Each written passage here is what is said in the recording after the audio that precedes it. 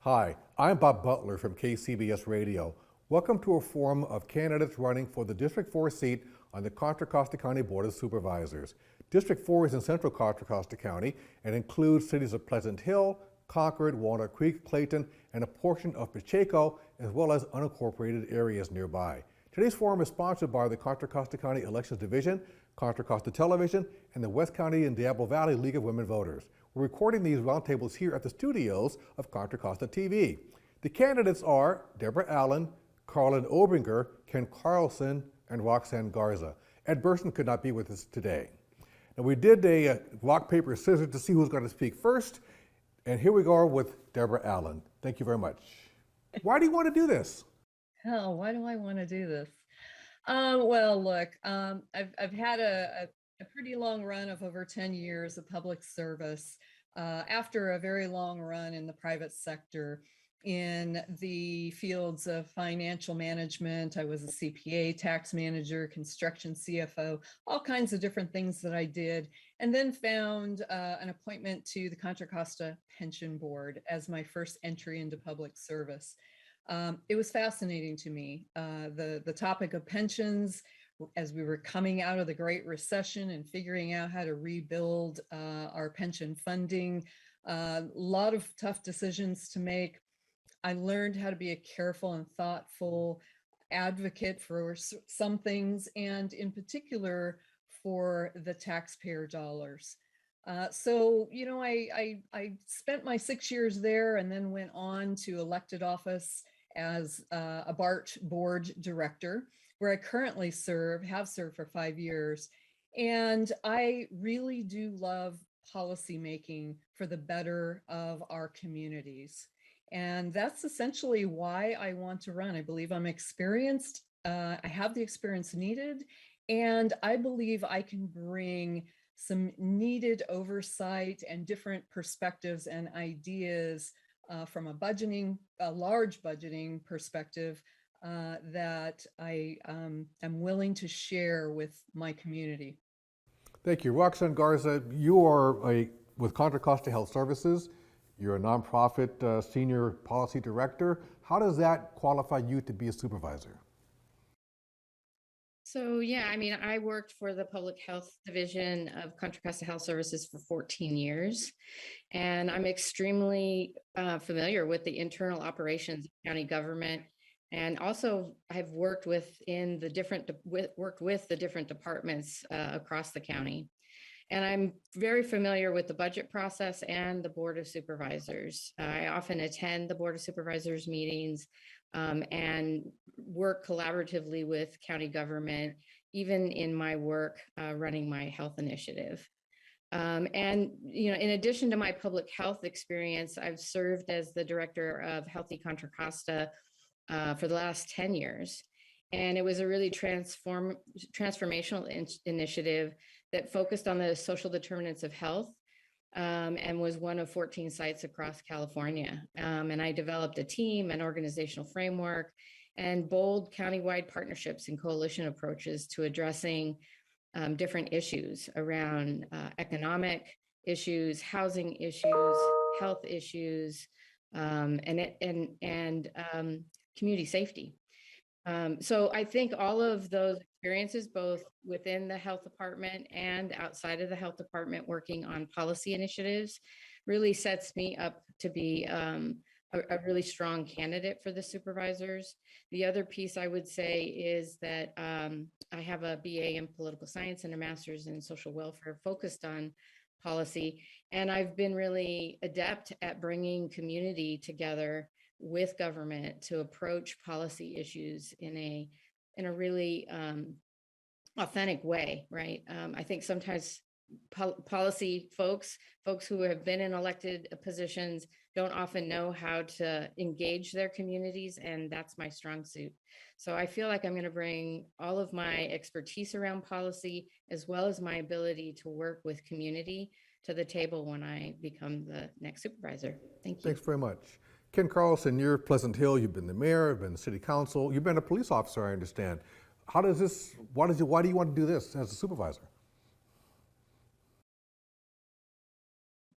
There we go.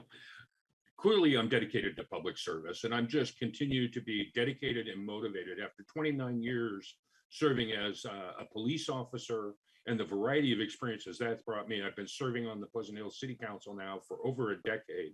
One of the things to be very proud of right here in Pleasant Hill is we've maintained our fiscal responsibility. We have been able to continue to operate, serve our community, meet our CIP projects, and really accomplish many things, including a brand new library, all while building reserves and being economically sustainable. We continue to be environmentally conscious. We're doing the work that we need to do to sustain our environment, protect our environment. Just under my leadership alone, we brought forward a climate action plan, which we're incorporating with our general plan update we're going through right now. So it really is being motivated about serving the community. I grew up here. I've served my whole life here, or I've lived my whole life here. And it's really just giving back to the community that's given so much to me. I've seen it grow and develop over such a long period of time that I want to be a part of it.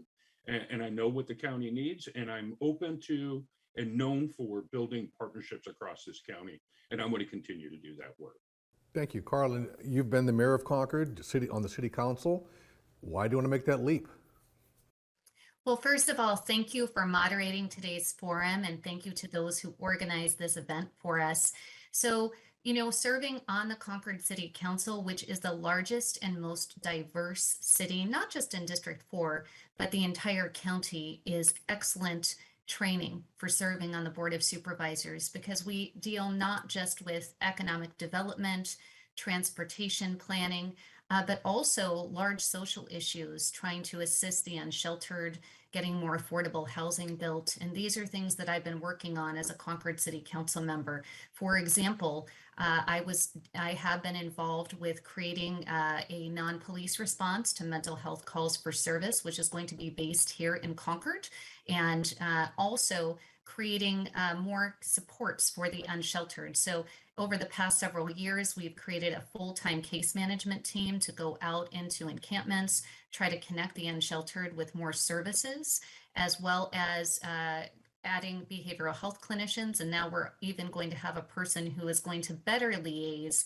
with the county with all of the different programs, whether it's the health, housing, and homelessness program, the Council on Homelessness, the Substance Abuse Council. So I want to be there, that seat at the table, because I've already been working on these issues, and there needs to be better connectivity, quite frankly, between cities, the Board of Supervisors, and even regional initiatives working to address these deep challenges of substance abuse and homelessness.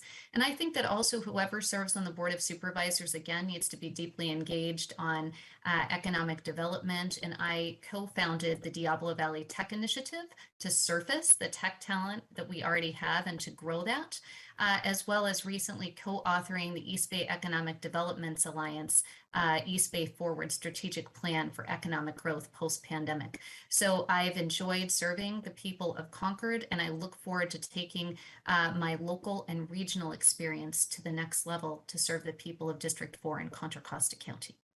So this next question, it's not really a question, it's directed to you and to Ken and Deborah. You're elected officials now. You'll have to more than likely resign your current position if you get elected to the Board of Supervisors. What are you going to miss most about the job you leave behind, and what do you look forward to the most about the job that you'll get? Carlyn, go ahead.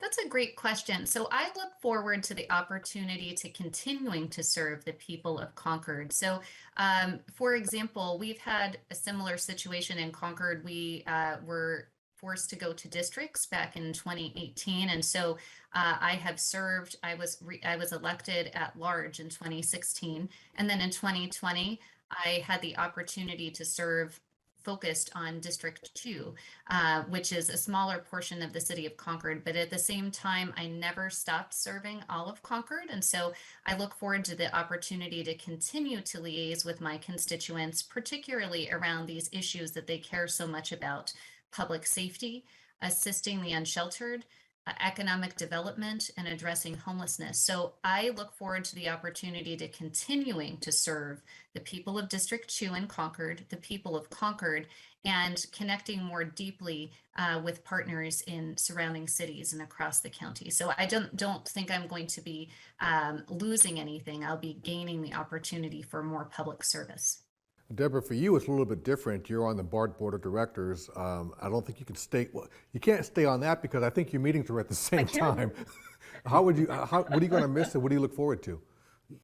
Well, it's disappointing that I can't do both, but that I say that in jest. If you know my work at BART, I am, I'm known for tackling some of the bigger issues at BART and sometimes bringing a different perspective. What will I miss most? I will miss working on behalf of the riders of public transit. And I often tell my boards that we've got to stay focused on that mission of taking people where they need to go, when they need to go there, and getting them there in a safe, clean, reliable way. It doesn't always resonate on some issues. There are other agendas that pop in, and we have really robust debate on the BART Board of Directors. I may miss that a little bit, but I think I'm also going to miss the work that I have done there with respect to the oversight of this agency. The BART agency spends $2.4 billion per year. That's our annual budget, and 4,000 employees. It is a huge agency to manage, and it encompasses anything you can imagine that goes on in any city also goes on within the BART district, including our clean energy programs.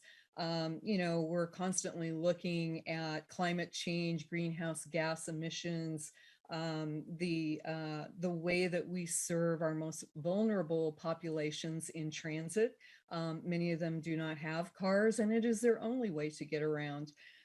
So I will miss working on behalf of the riders for transit, but what I will look forward to as a county supervisor is continuing that transportation work. I currently I'm now an alternate, but for the last 3 years have been the ex officio board commissioner for the Contra Costa Transportation Authority.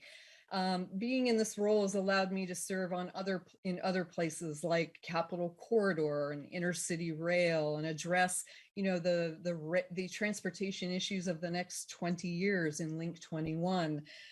So while I'll miss some of that, I have a feeling I'll still be involved in much of that as a county supervisor. But I also look forward to continuing my oversight work on behalf of the taxpayers and making sure that we can get the most amount of services for the money that we are given by the taxpayers.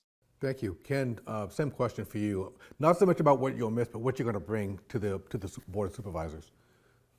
Yeah, and really it comes down to, stepping up and having your hands in much more than I might here in Pleasant Hill. I will say that what I will miss about leaving the council in Pleasant Hill is the tremendous staff that you get to work with on a daily basis. And I'll miss them because they are such a great group of people to work with, and we've been so successful. But serving on the county's hazmat commission, serving on the county's airport land use commission has brought me, in touch with some great people doing some great work working for the county. But it will be getting more involved, doing things like greater economic development on a broader spectrum, having a more significant impact on the community we live in, transportation issues, all these different things that, we are in Pleasant Hill, just a small piece of the pie, but to be able to have a broader impact and outreach to so many more. We won't lose that community connection. I'll continue to have that connection to Pleasant Hill, but I already have that connection to Concord and Walnut Creek and Clayton across the district. And so I look forward to getting out and just doing more and engaging more with a broader community than I'm currently doing. Thank you. Roxanne, what do you think are the biggest challenges facing the county? I think one of the biggest challenges facing the county is, there's a number of them, but I do think that climate change is a huge issue. And I actually have a lot of experience coming out of public health. to work on issues such as climate change. I've worked as a member of the Bay Area Air Quality Management District AB 617 steering committee to really focus on an air monitoring plan that would focus on the most toxic emissions impacting our communities. And I'm really interested in reviewing the pros and cons of proposals such as Marathon's petroleum refinery plans to produce renewable liquid biofuels. And there's, the pros of the company saying it's going to be a green friendly alternative. And some people are wondering if it's actually going to lower carbon emissions.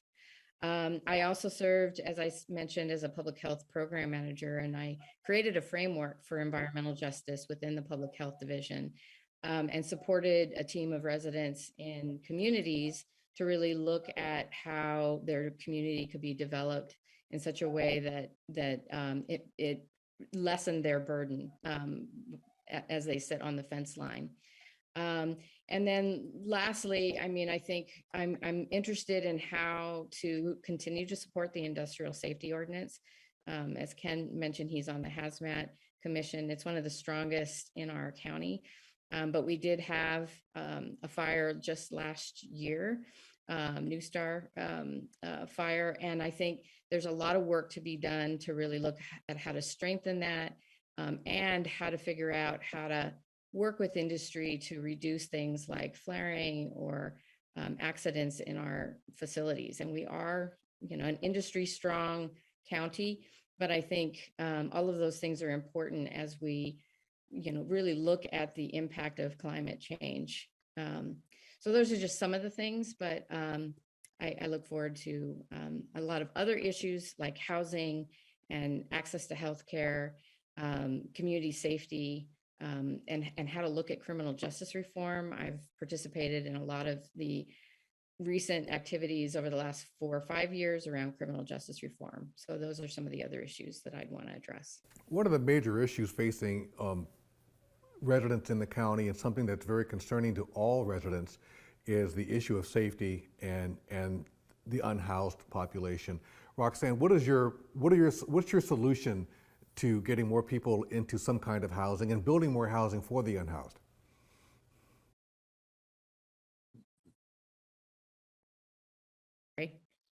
Sorry. I think the county has to leverage funding from the state and federal government and then work at the local level to solve the issue of the lack of affordable housing. And I've worked on housing issues for low and very low income residents, but I also recognize that there's a need for housing for the moderate and young families that want to stay in our community.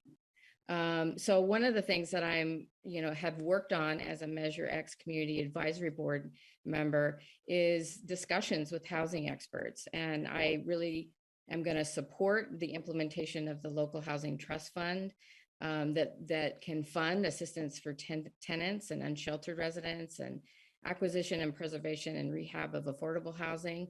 And I also support Governor Newsom's allocation of the more than $116 million for the HomeKey projects.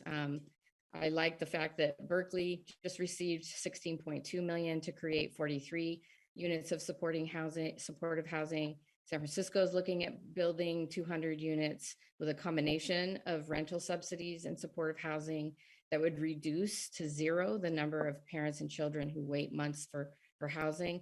And our own city of Sao Paulo just purchased and converted a empty office building into 54 micro housing units. And I think, this was a question that London Breed got, I think, this last month, like, how are you going to deal with the unhoused situation and these pop-up, centers is not enough. And I do think that experts say that providing more permanent supportive housing units and more beds for mental health and substance use is going to be the key to reducing the number of unsheltered people. So those are just some of the things that I'm interested in. Thank you. Carlyn, I think you've mentioned the fact that you dealt with the situation in Concord, but now it's a county-wide problem. As a supervisor, what would you implement to try to change this? Sure. So I'm very proud of the work that I've done in the city of Concord to get housing at all affordability levels into the development pipeline.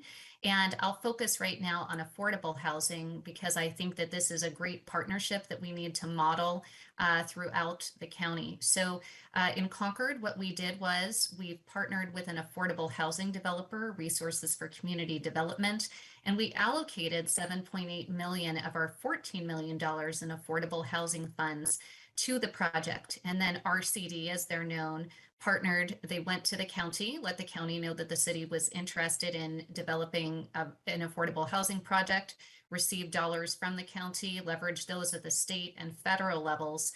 And unfortunately, it does take quite a bit of time. So that was 3 years ago, but we are very hopeful that that project, which is going to be 62 units of deeply affordable housing, including 12 units for formerly homeless individuals, is going to come out of the ground this summer. So I look forward. I think this is a key time because all of our cities are having to take a look at our housing elements, and the county is having to do the same thing as well.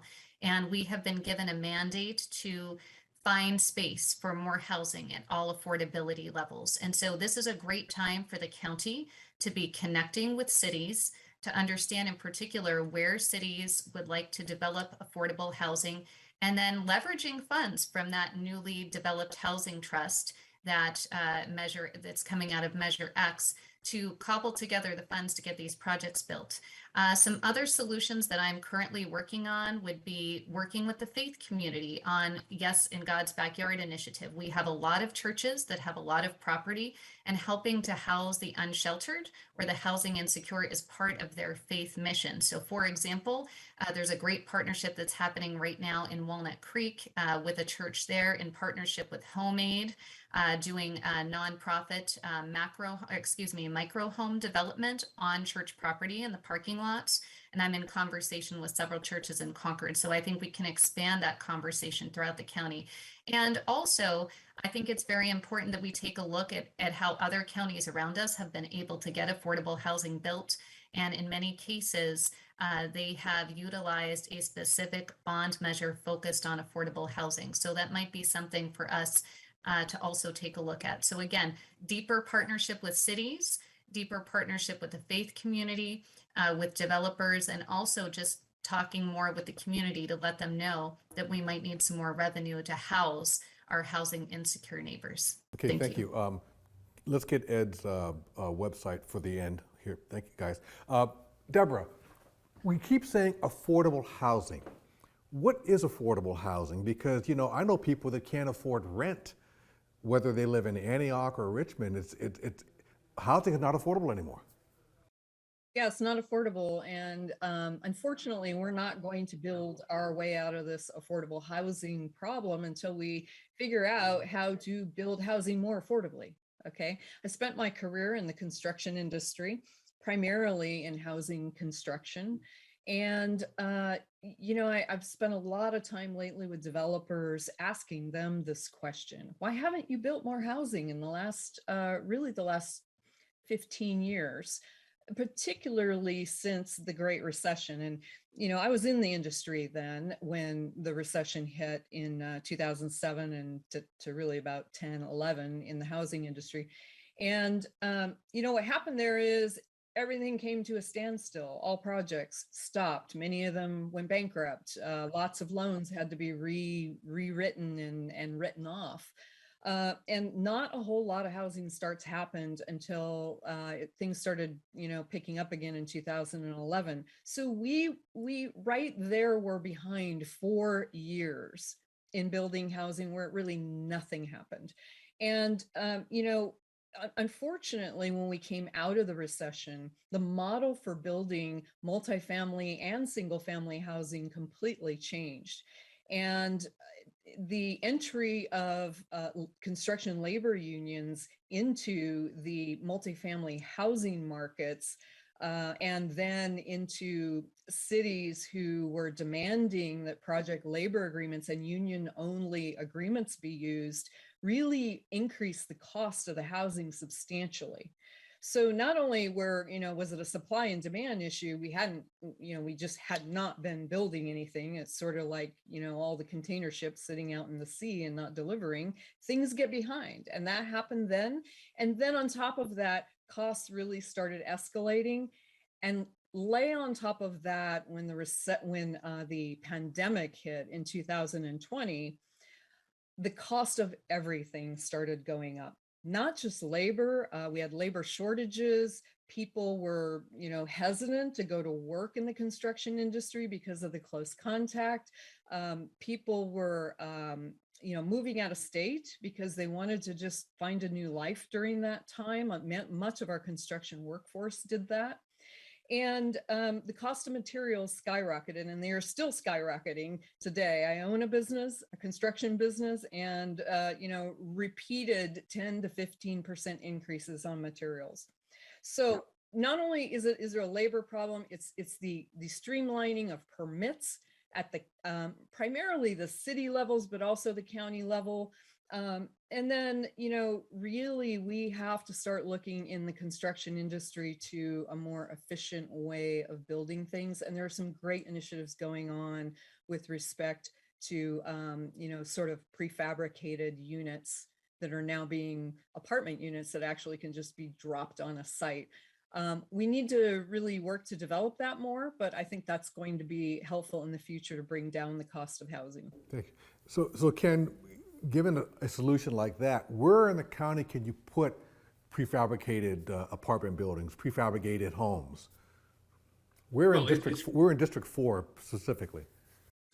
I think we have plenty of room to build and plenty of sites that we can identify. Again, it's going to be those partnerships. We have to work with property owners and developers and programming that would allow us to do that. There's untapped resources that we haven't even tapped into. In just the last 6 months in Pleasant Hill, we've partnered with the California Statewide Communities Development Association and created 484 units of workforce housing in the small town of Pleasant Hill. So it's looking for those partnerships, and the residents of those facilities or those housing units are going to look at anywhere from a $100 to a $700 a month rent break.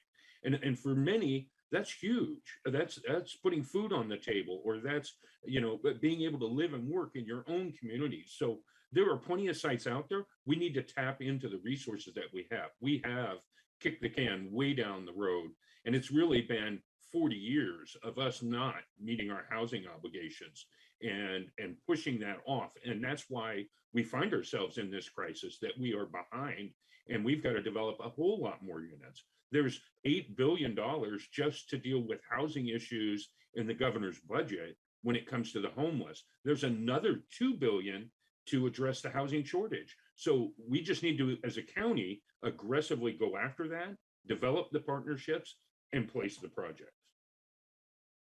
One of the issues also that people are complaining about that I don't think you can do anything about is traffic, specifically Highway 4 and 242. But also, Deborah, you talked about BART. I don't know how you could expand BART any more in the county than it is, but what are some of the solutions to traffic that you see? Yeah, so we are sitting at BART at running about 33% of carrying 33% of the ridership we carried in February of 2020 before the pandemic hit. We were carrying over 420,000 riders a day on weekdays then, and we were at capacity. I mean, people were jammed into the trains, but we are only carrying 30% of that now. There's plenty of capacity on BART for people to return to BART. Unfortunately, and I have worked on this board for 5 years to address the things that riders complain about. And unfortunately, the riders still do not see BART as their first choice for commuting. They would much rather get in their car first and have that private space in their car on the freeway until it just becomes so unbearable on the freeway that they will eventually give up and return to transit.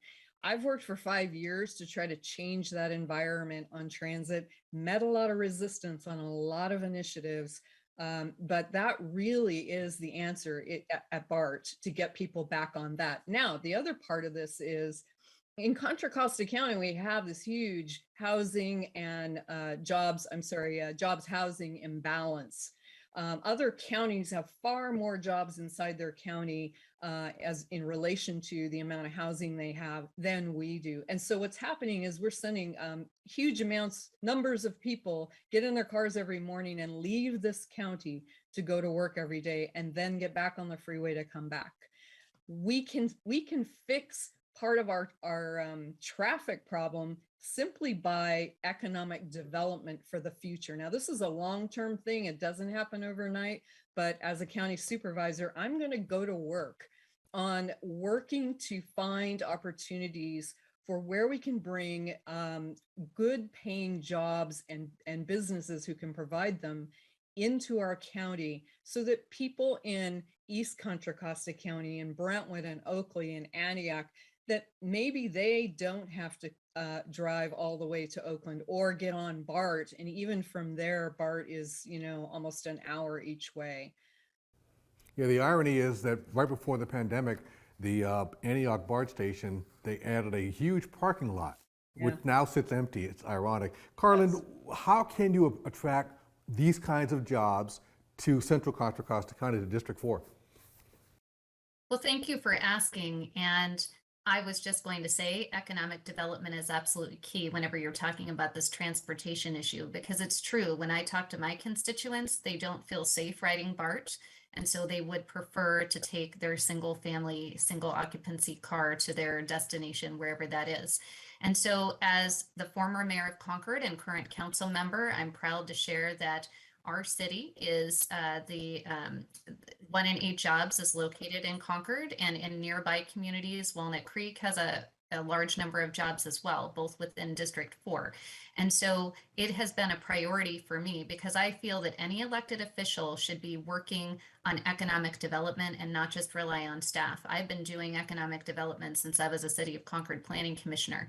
And so there's a variety of ways. You work with small businesses, you do things. For example, I created 2 small business rent relief programs during the pandemic because I know that there are so many small businesses that are owned by Contra Costa residents, and also a lot of the employees live and work here too. So keeping the small businesses afloat, continuing to support them and provide better supports in terms of trainings related to cybersecurity, marketing, finance, even helping them to figure out how, whenever they're trying to open, to deal with PG&E, and also the environmental health department whenever they have challenges just trying to get their fire exits approved. So I think we work at the small business level.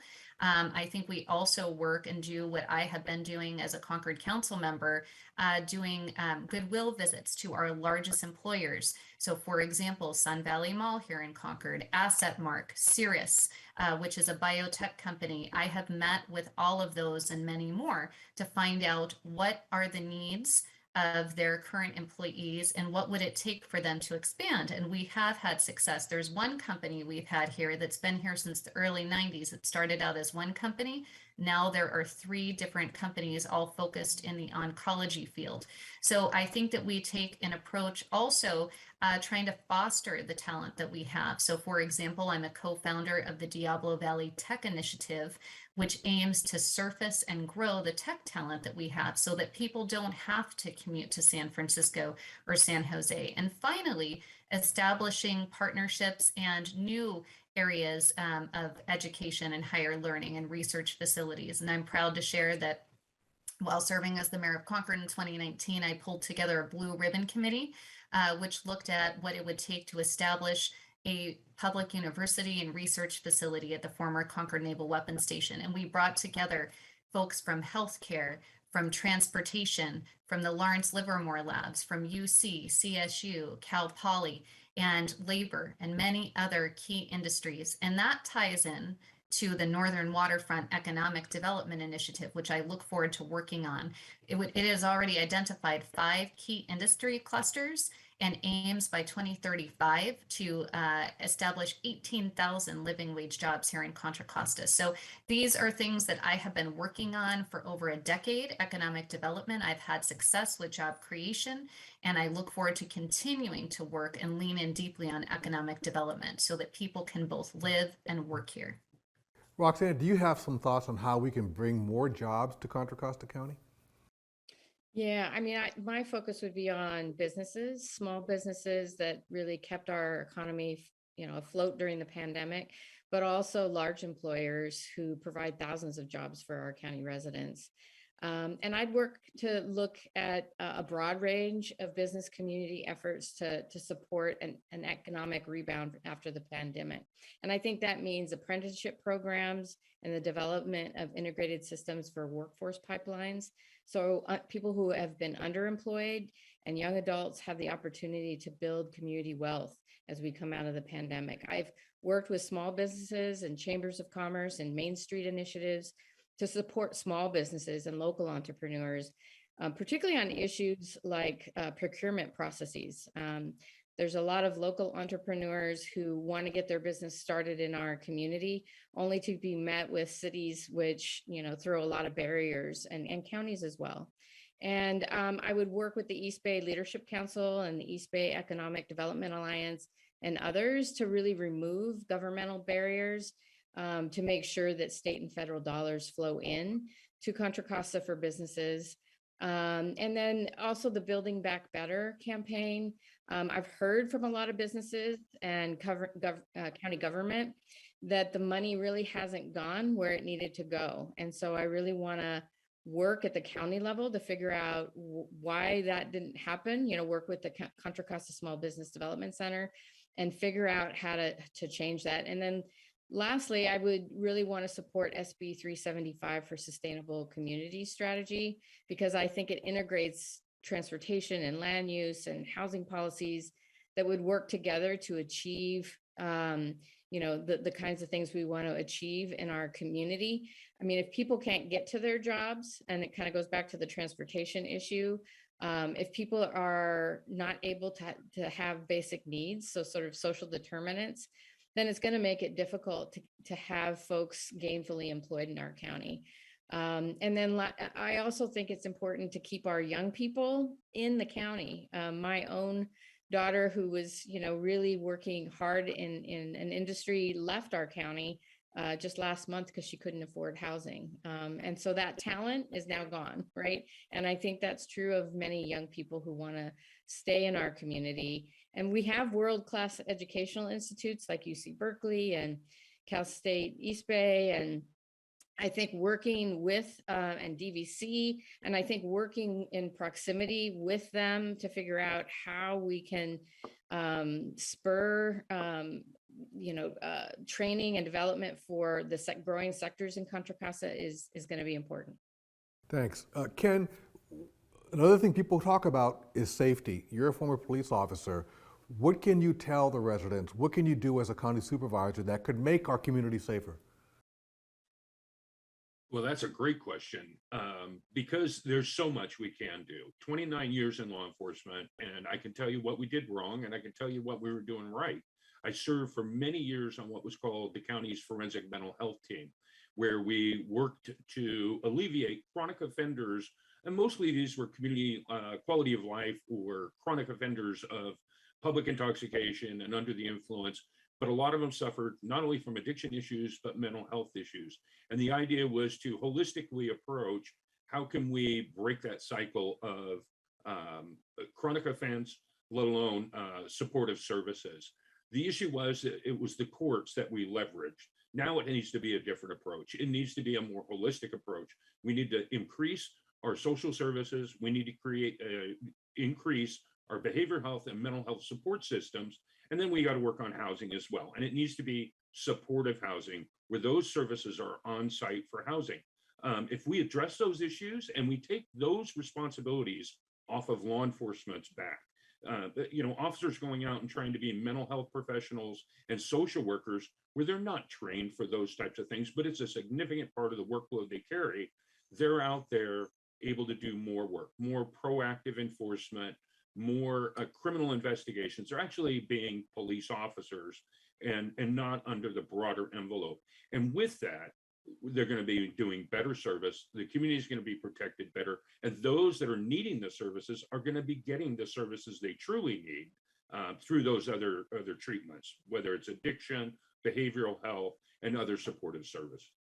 Thank you. Deborah, as a BART director, you deal with the safety issue on the trains itself. You have any thoughts about how you could transition from BART to the county supervisors to District 4 on safety? Thank you for the question. I've spent the last 5 years as a BART director, going on 6, and I jumped into the public safety issue almost immediately when I was elected. I'm very close. I have been very close and am very close to our law enforcement, police department, and the people, men and women who serve really fantastically in that role in that department. And I've spent a lot of time with them. I've been out at 3 a.m. at the Bay Point BART station, watching what happens when the last trains come in on a rainy, cold night, and people who have been on the train all day are then swept off. Some of the things that I've learned at BART, actually what I learned in the first year, is that the real problem that we had and still have at BART with unhoused people choosing to seek refuge there, and this has been going on like for a long time, well before they hit our streets in Contra Costa. One of the largest problems with all 3, actually all 5 of the BART counties, is that the county agencies themselves did not have the adequate help and support for these people. Even when we were able to reach them, our officers actually are very well trained at reaching people in crisis in our system. And what we found is there just wasn't any help for them. We have 10 5150 beds in Contra Costa County, and I'm told by police officers that there's an average stay of somewhere between 3 and 8 hours on a 72-hour hold. We just haven't had the capacity in this county. I know some efforts are underway to expand that, and so I'm not going to magically solve the problem, but I hope to be a really strong partner in bolstering the services that we provide for drug addiction and for particularly people in mental crisis at our county level, because as a BART director, I know that that's what's missing for us as a transit agency, is to get people to that place where they can get help and hopefully get to stability in their life where they don't end up back in the transit system in a short period. Yeah. Carlyn, how do you balance, public safety and also dealing with people who have mental problems, who maybe are out on the street because they got evicted because they couldn't afford to pay rent because the rent had been skyrocketing? How do you balance the two? There are so many issues in that question that you just asked there. So I'm going to focus first on public safety and then housing. So when it comes to public safety, for as long as I have been a Contra Costa resident, that is one of the top issues, and it's no exception in the Concord community.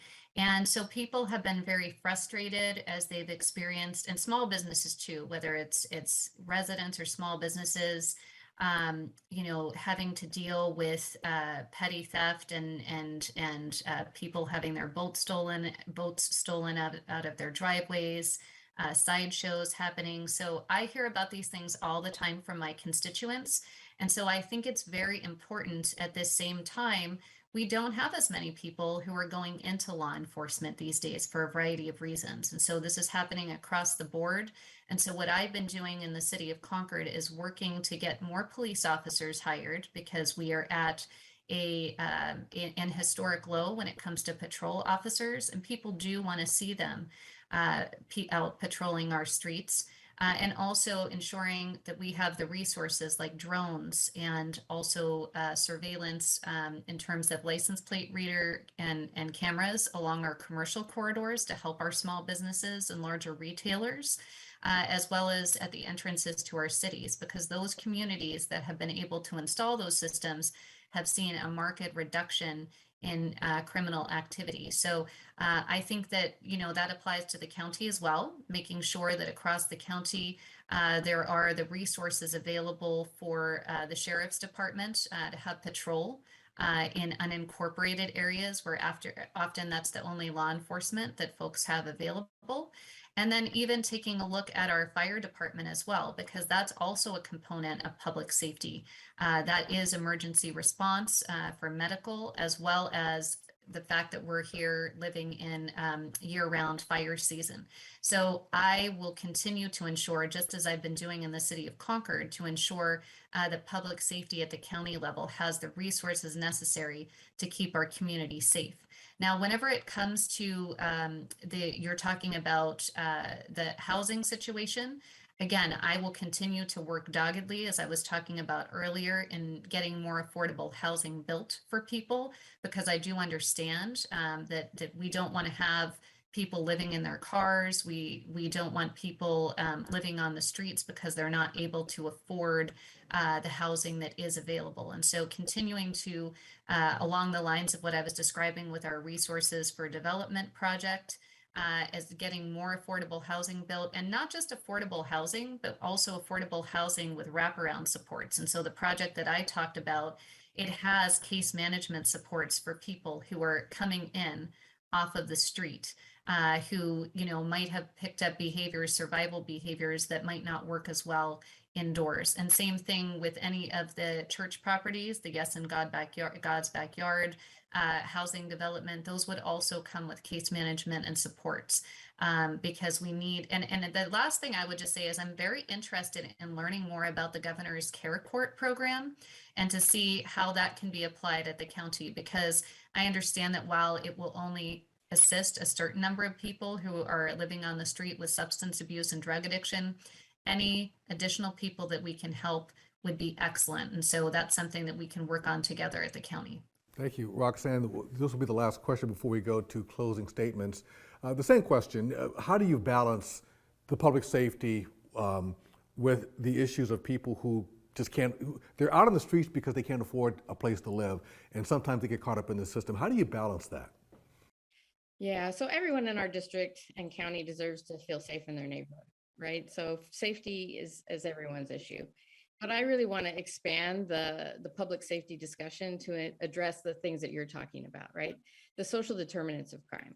So we know this is what's true in our communities, and academic research also supports this, is that if you have an equitable approach to healthcare and education and housing and job opportunity, that's what's going to lead to the changing of the paradigm in crime reduction. And I also just want to say, you know, I've looked at the crime stats in our cities. So the media coverage and the claims that crime is high, and it's really not substantiated in our cities. In 2019, theft crimes in Concord constituted 316 crimes. And in October 2021, it was reduced by 35% at 211 crimes. Also in Pleasant Hill, the 5-year review of property crimes showed a reduction as well, with 1,648 in 2017 and 1,190 in 2021.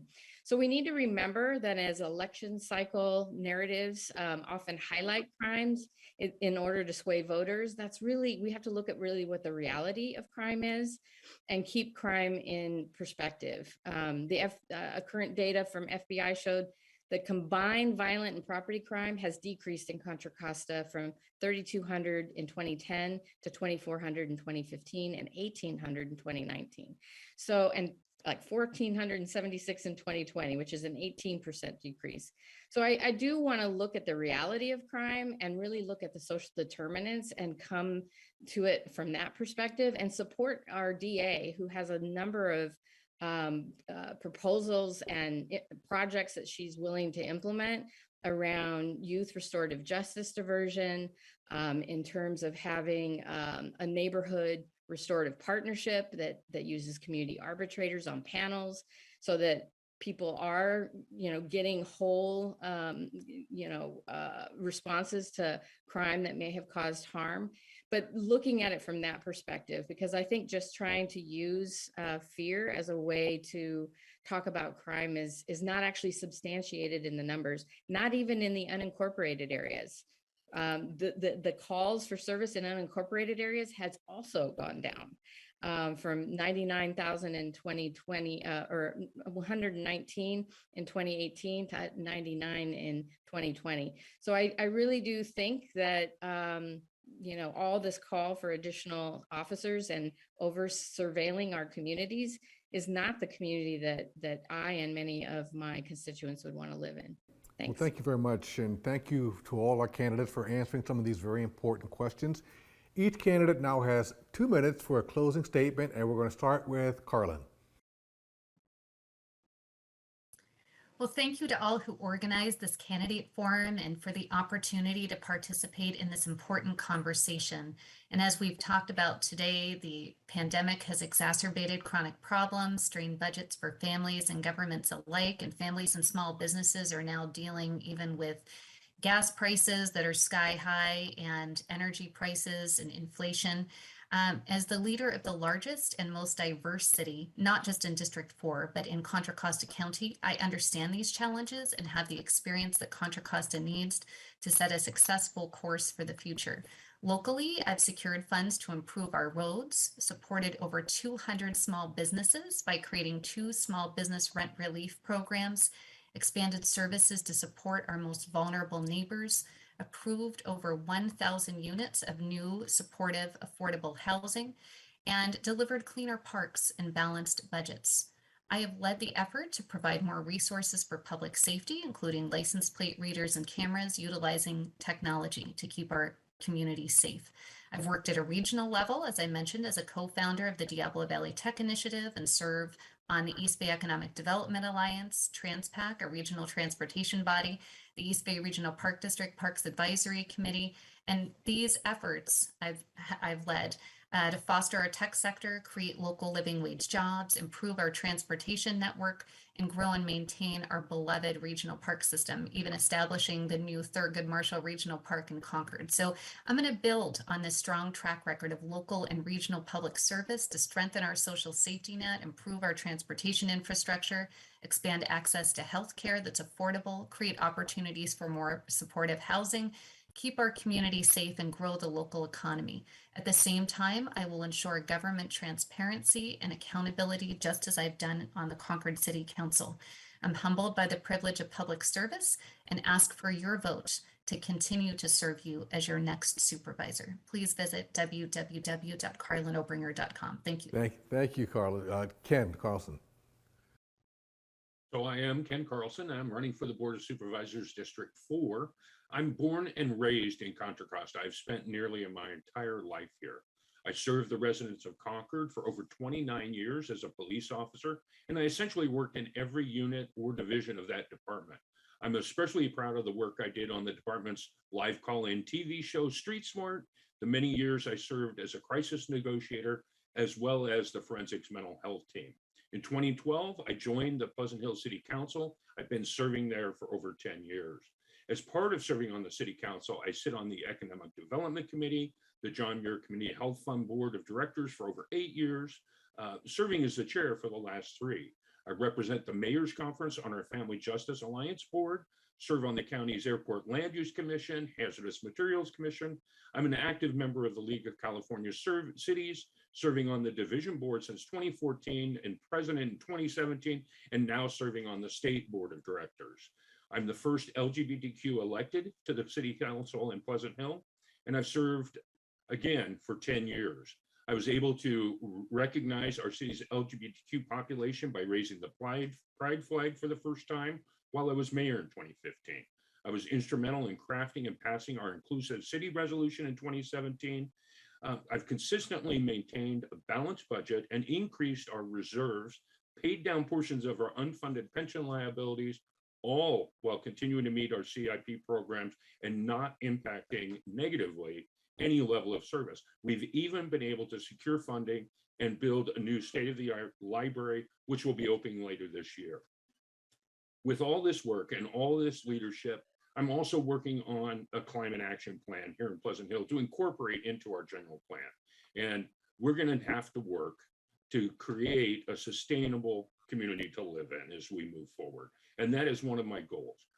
I'm currently endorsed by the majority of local city council leaders in District 4, and that's based on my work on the city council and across the region, because I've built a strong reputation of bringing people together and achieving successful results. Thank you, Ken.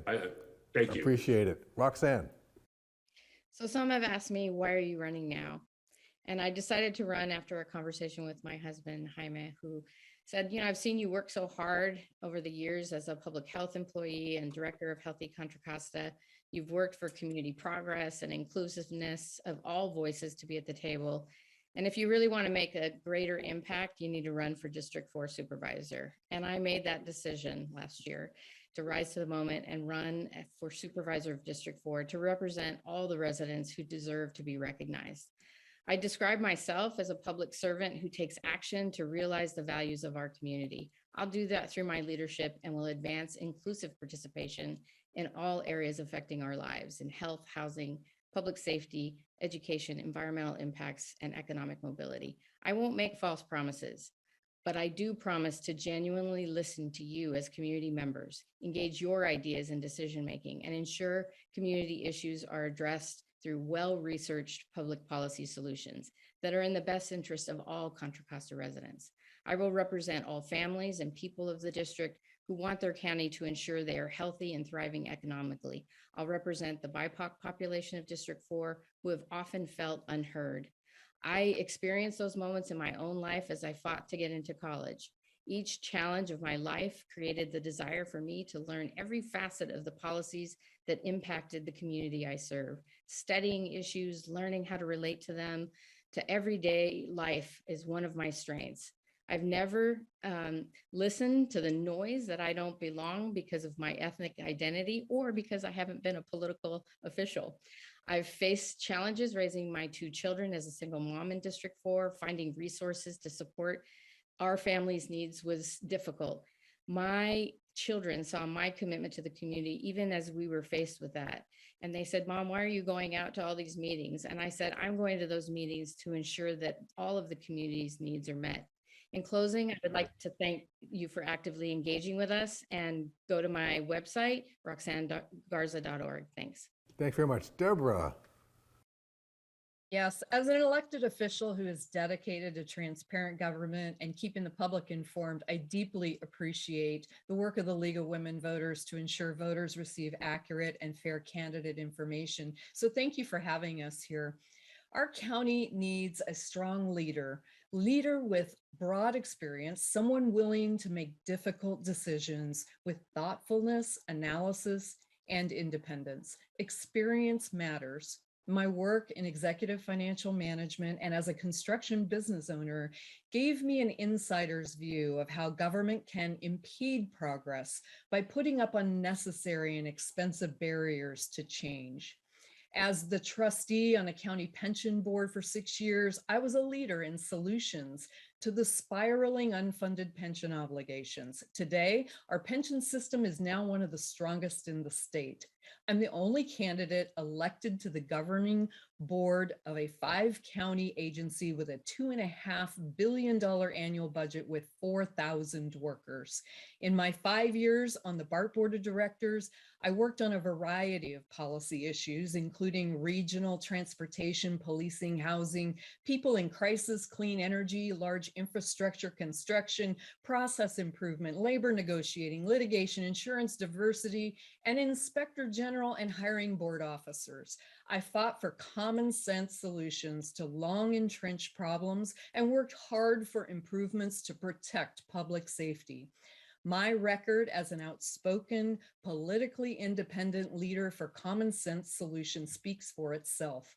Contra Costa needs a strong advocate who can represent the interests of all taxpayers when addressing regional Bay Area problems. My passion is good government that works for everyone, and I'll bring that passion to the County Board of Supervisors. I hope I can count on your support and your vote on June 7th. Learn more at deboraallen.com. Thank you very much, Deborah. There is a 5th candidate running for the Board of Supervisors, Ed Bursan. He tried to get in, but the Zoom gremlins got in the way. We've put up his website. If you want information about Ed, it's right there on the screen right now. This concludes our forum of the candidates running for the District 4 seat of the Contra Costa County Board of Supervisors. Once again, our candidates are Debora Allen, Carlyn Obringer, Ken Carlson, Roxanne Garza, and Ed Bursan. For more information on the candidates, visit the League of Women Voters website, votersedge.org/ca. To view this broadcast online, you can go to www.cocovote.us. I'm Bob Butler from KCBS Radio. Thank you for watching, and don't forget to vote on June 7th. Thank you, Bob.